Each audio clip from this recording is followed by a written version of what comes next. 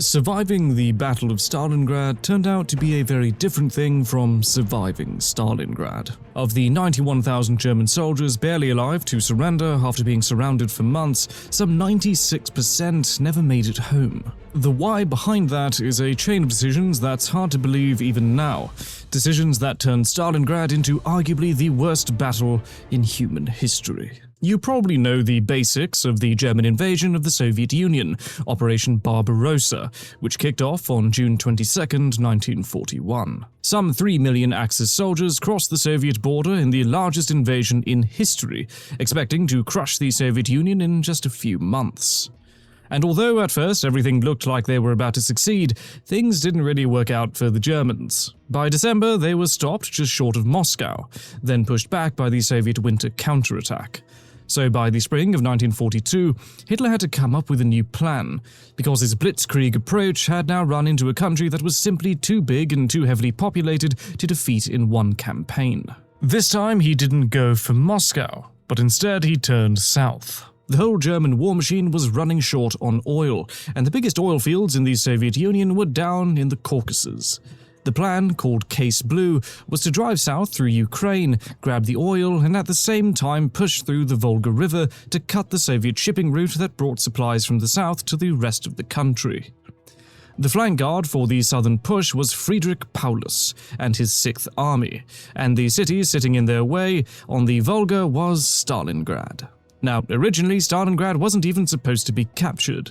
The plan was to just reach the Volga somewhere near the city, bombard the river traffic, and choke off Soviet supply. But once German troops started getting close, Hitler became weirdly obsessed with the place. Partly because it was a real industrial center with tractor factories that made tanks, and the Volga route ran through it, but mostly because of the name. The city was called Stalingrad, after Stalin himself, so Hitler wanted to personally take it as a propaganda victory. And Stalin, for the exact same reasons, was not going to let it go without an absolute bloodbath.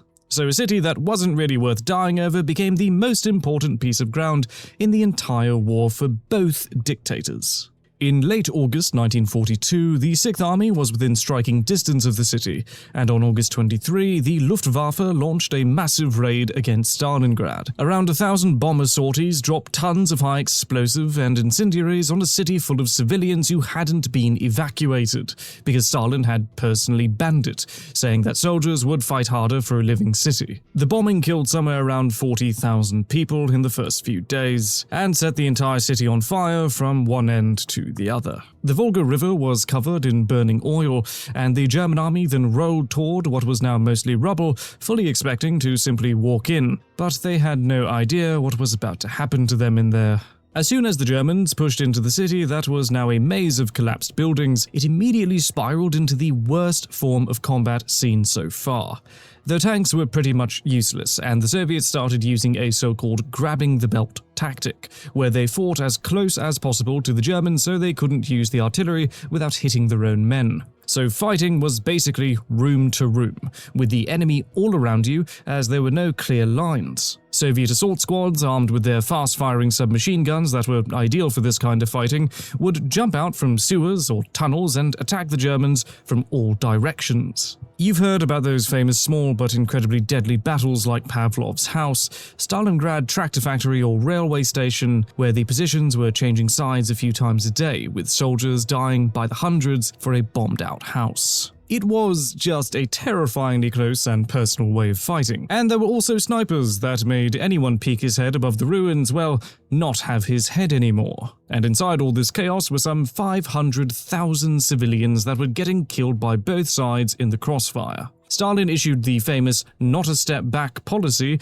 so Soviet soldiers retreating from the enemy were going to get shot by their own side, which made them, although not by choice, very motivated to fight the Germans. The life expectancy of a Soviet soldier in Stalingrad was said to be 24 hours after crossing the Volga River. Germans were slowly but surely pushing the Soviets back, and by the start of November, they held about 90% of the city. Soviets were barely holding on at the shore of the Volga and about to be pushed into the water at any moment now. However, what the Germans didn't know was that the Soviets had a plan, and that they had prepared a massive force on the flanks of the German advance, which weren't actually held by the Germans. They were held by Romanian, Italian, and Hungarian armies who were nowhere near as capable as the German army and spread thin over the vast area.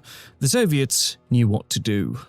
On November 19th, the Soviets launched the surprise Operation Uranus. 2 pincers of hundreds of tanks and thousands of soldiers smashed into the flanks of the Axis forces. No one knew that the Soviets had prepared such a force, and the whole operation was a complete shock. Just 4 days after the start, those 2 pincers met west of Stalingrad, and just like that, the entire 6th Army was now inside a ring of Soviet forces. However, in those very first days of their encirclement, the Germans didn't really panic or worry too much. They weren't starving, just yet. The winter was bad, but still not catastrophic. They'd been surrounded before, and they'd always been relieved, or had helped relieve other surrounded pockets earlier in the war. So the assumption was that someone in the high command would make a good plan and either let them break out west before the ring was too strong, or send a panzer force to punch a corridor through and reach them. Either way, they'd be fine within a few weeks. Well, spoiler alert, they wouldn't be fine. As you already know, because the chain of horrible decisions was now about to happen. The first was Hitler's decision, when Paulus radioed him and asked for permission to break out west within the first 48 hours of encirclement and link up with the German lines there. But Hitler refused this, because Hermann Göring, head of the Luftwaffe, personally promised he could deliver 500 tons of supplies per day into the pocket, solely by air. And while everyone else knew this was a fantasy, Hitler believed him and made the decision that the 6th Army was going to stay where it was, be supplied through the air, and hold the city until they could think of something better. However, those 300,000 German soldiers in Stalingrad, with all the equipment, horses, and whatnot, needed about 700 tons of supplies per day. And that 500 tons promise was going to be a distant dream compared to what actually came through. Now, to be fair, the Germans already had a similar situation in the Demyansk pocket earlier in the war, when some 90,000 German soldiers got surrounded for over 2 months. And for the whole time, the Luftwaffe was supplying them from the air, evacuating wounded and bringing in reinforcements, although losing some 200 transport aircraft in the process. However, the surrounded army in Stalingrad needed about 4 times more supplies. Soviet air defenses had improved drastically, and the Luftwaffe was now worn out from years of the war. But nobody at the top really did this math for some reason. The Germans had a defensive perimeter around the city itself, with their backs now to the Volga. The western side was open steppe country where the German defenders dug into the snow. The Soviets weren't trying to crush the pocket immediately, but to prepare first to hold off any German relief attempt.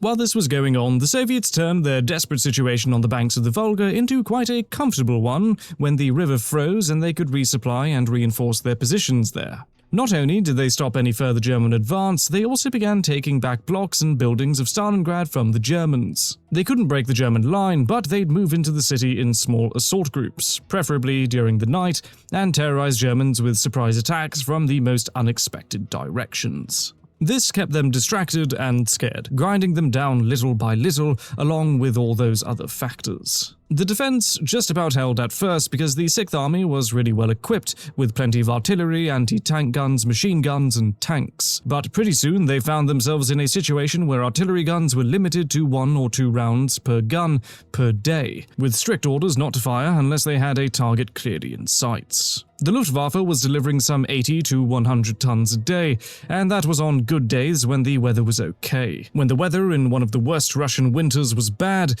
there weren't any supplies coming in, or the wounded coming out. By December 7th, the surrounded army was down to 1 loaf of bread for every 5 men, so a frontline soldier had about 200 grams of bread per day, with a thin sliver of horse sausage if he was lucky, as the rear echelon would skim the best stuff off the top first. By the end of the month, this was cut in half, to 100 grams, and then to 75. Earlier in the war, the 6th Army had some 50,000 horses, used to pull the artillery pieces and equipment, and what was left of them was now the main source of food for the surrounded army. But they'd run out of horses pretty fast. Then came dogs, cats, and rats.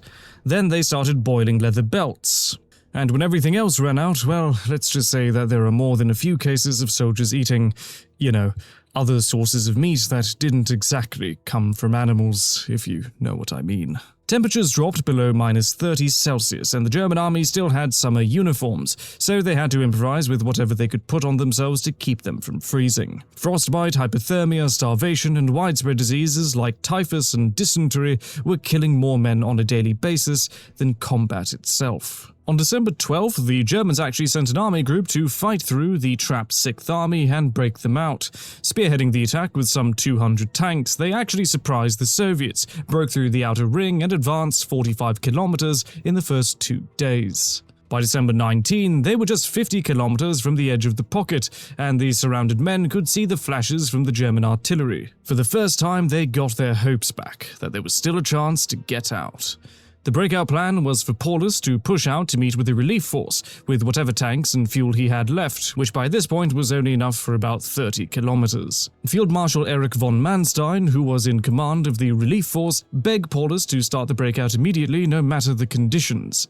However, Hitler ordered that the breakout could be attempted only if Paulus could keep holding his existing positions, which was pretty impossible, so yet again, Paulus obeyed Hitler's everything but realistic orders and kept waiting. The relief force was now at risk of being cut off themselves, and they had to retreat, killing the last chance those men had of ever seeing the end of the war. Now, the real horrors, as if all of this wasn't bad enough, were about to begin. While all of this was going on, the airlift was getting worse by the day.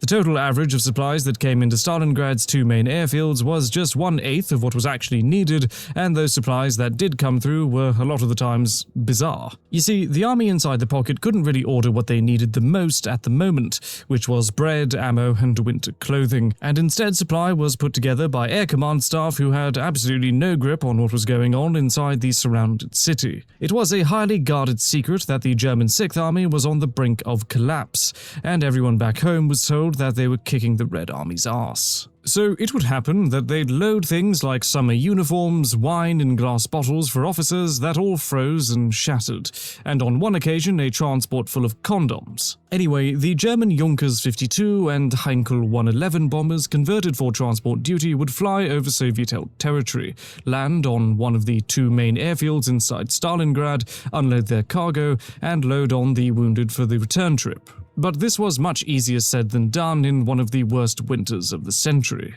Soviets gave their undivided attention to the planes coming into Stalingrad, so by the last airlift, the Luftwaffe had lost 488 aircraft. German soldiers knew that the only way out alive by this point was getting on one of those planes, and very soon the military police completely lost control of what was happening on the airfields, and everything turned into chaos. Soldiers were climbing on planes in panic, to the point that some of them got shot or run over by aircraft. There wasn't enough space for all the wounded, and many of them died in the snow lined up beside the airfield, waiting for evacuation. Graves couldn't be dug in the frozen ground, so the bodies were just stacked on one another in huge piles. Not to mention the conditions inside the hospitals with barely any medical supplies or comfort like morphine. Men were becoming apathetic, with a huge number of cases when they just sit in the snow and not get up again, or simply walk towards Soviet lines. The situation for the Germans was unbearable, but they were still holding the perimeter with whatever weapons they had left, causing heavy losses to the Soviet groups probing their defenses. Then, on January 8, 1943, Soviet envoys came under a white flag with formal surrender terms. The terms, at least in theory, were genuinely decent given what was about to happen. Paulus radioed Hitler for permission to accept the surrender and save what was left of the battered men still alive. And Hitler, as with many of his strategically ingenious decisions, absolutely forbade any form of surrender and promoted Paulus into a field marshal with a slight hint that no German field marshal was ever captured alive. The envoys went back to Soviet lines with the negative answer. For the rest of the day inside the pocket, it was strangely quiet, and so was the next day. But then came the morning of January 10th, which was the start of Operation Ring. At 8 in the morning, the Soviets opened up with 7,000 artillery pieces firing for 55 minutes straight, creating the largest single barrage of the war up to that point. Then some 280,000 troops with 2,000 tanks began their work to finish off what was left of the German 6th Army. By January 15th, Potomnik Airfield was under direct artillery fire, and the next day Soviet armor moved in and captured it. 6 days later, the Gumrak airfield fell as well, and on January 24, Paulus radioed Hitler about their situation. The next day, Soviets cut the pocket in two, and on February 2nd, the last German radio message went out reading, "Have fought to the last man against superior force." Then silence. Some 91,000 German soldiers, barely clinging to life, walked out of the ruins of the city and into Soviet captivity. Among them 22 generals and Paulus himself. Soviets had no way of helping so many men at once, even if they wanted to, which, they didn't. They were understandably furious after what the Germans did to their country and city, and were now completely indifferent to their suffering. The battle was over, but the horrors were not, and for many, they had only just begun. The prisoners were marched in long columns to the prison camps, through the snow for 5 days, without food, shelter, or water. Anyone who couldn't keep up was shot and left in the snow, and when I say anyone, I mean that out of 90,000 that started this march, 40,000 didn't survive it. That's almost half. Another 40,000 died at the camps in the following months, mostly from typhus and the horrible condition their bodies were in by this point, with the treatment not really improving. Those few thousand German soldiers that were somehow still alive found themselves now used as forced labor, rebuilding Soviet cities, digging coal, or doing any other hard work needed in a country that couldn't properly feed its own people, let alone its enemies. And the end of the war didn't mean that they were free to go home. There were small groups released in 1946, but larger groups of the men still somehow alive came back in 1949 and 1950. Keep in mind that their families mostly had no idea whether they were still alive or not. The last big release came in 1955, a full 11 years after the war ended, when the Soviets released some 9,600 remaining prisoners and around 20,000 German civilians. They came back to a country that had completely changed, many of them not knowing where their families were, or coming home to their wives who had remarried, presuming their husbands were long dead, or with their kids not recognizing them. I mean, it's simply as sad as it could get. Out of the 91,000 men that surrendered in Stalingrad, only some 5,000 ever made it home. Around 96% of the 6th Army never returned to Germany.